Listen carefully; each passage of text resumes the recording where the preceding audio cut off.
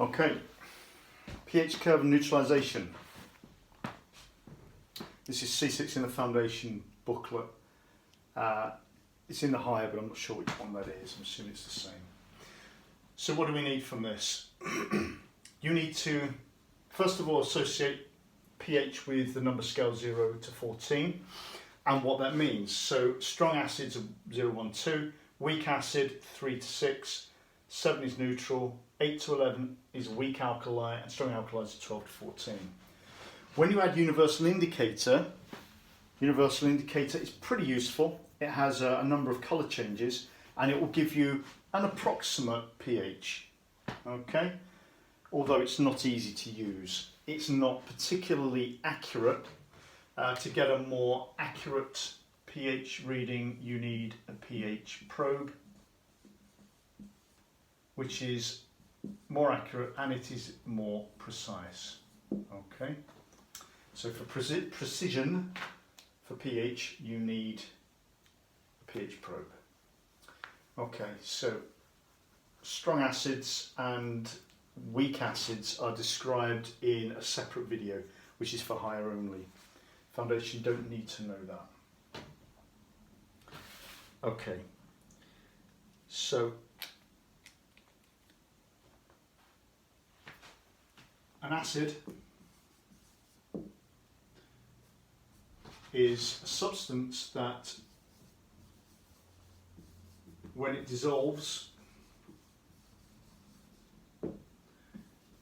in water, it produces H plus ions.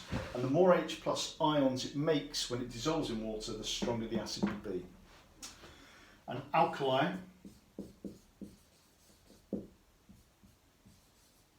when this dissolves,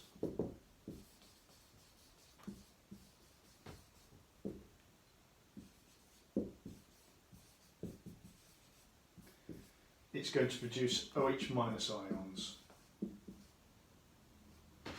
And when we react an acid and an alkali together, we have the H plus from the acid and the OH minus from the alkali, which then combine to produce HO, which is otherwise known as water, or H2O.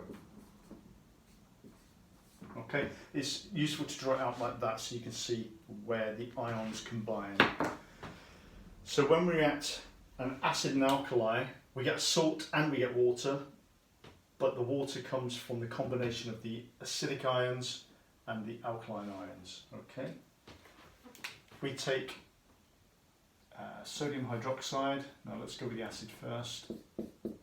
HCl plus sodium hydroxide is going to combine to make water plus a salt. Now remember what happens here. The sodium here displaces the hydrogen, pushes it out and forms sodium chloride. Hydrochloric acid always makes chlorides. The name of the metal from the alkali always comes first, sodium chloride. Okay.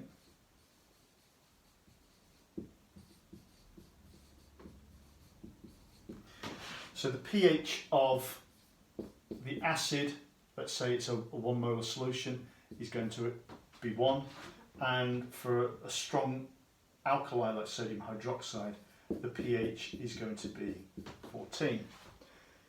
If we combine them so that all of the H plus is exactly reacted out with the OH minus to make water, there are no H plus ions left, there's no OH minus ions left.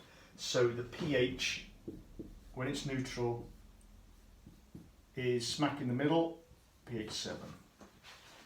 Okay, so that's what neutralisation is. All of the H plus and OH minus ions combine and they produce water. There are none of these ions left, so the pH is going to be 7. Okay, so you may be given an example of a reaction, a titration, where acid is added to alkali or the other way round, and using a pH probe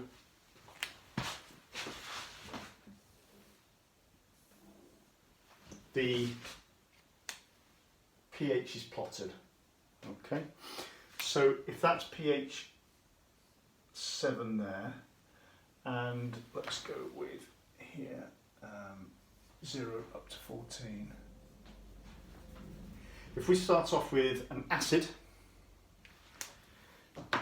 and we gradually start to add alkali to it, so this is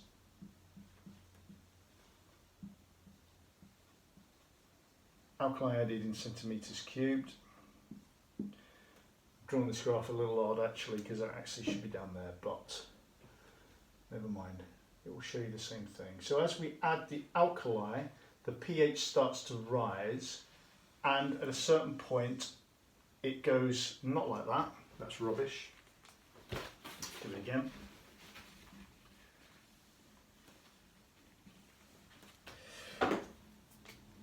So it rises very gradually to start with, and then bam, it goes like that. So it's an S-shaped curve, okay?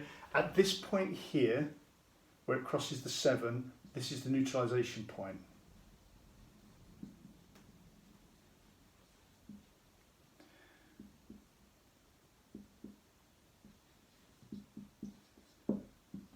You can tell I've done a load of these videos on the trot, because I'm running out of steam. Right, okay. And you can work out the volume of alkali that we have to add to completely neutralise that acid. So here we've got acid is in excess. That's now neutral, and then this is alkali in excess. Okay, so you will be expected, for example, to see how much of the alkali needs to be added to neutralise. So that's where it crosses the 7 here, pH 7. They may say, well, what if we add, I don't know, 10 centimetres cubed here of alkali? What will the pH be? So you then have to work across to there and look on the scale, okay? Which I've just made up for convenience. So, I think that's everything you will need to know.